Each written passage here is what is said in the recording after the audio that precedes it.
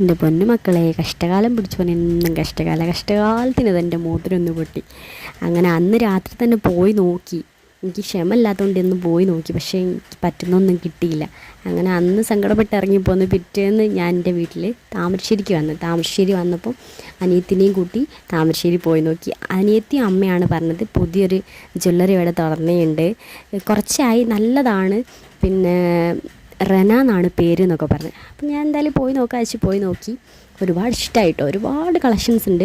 കുഞ്ഞു കടയാണ്, പക്ഷെ ഒരുപാട് കളക്ഷൻസ് ഉണ്ട്. നല്ല എന്താ പറയുക, നല്ല കസ്റ്റമർ സർവീസാണ്. എനിക്ക് നമ്മൾ ചില സ്ഥലത്ത് പോയാൽ നമുക്ക് ഇഷ്ടപ്പെട്ടോണമെന്നില്ല, പക്ഷെ എനിക്ക് അങ്ങനെയല്ല. ഇവിടെ പോയപ്പോൾ ഒരുപാട് ഇഷ്ടപ്പെട്ടു. ഞാൻ കുറേ എണ്ണം ഞാൻ ഇട്ട് നോക്കിയിട്ടുണ്ട്.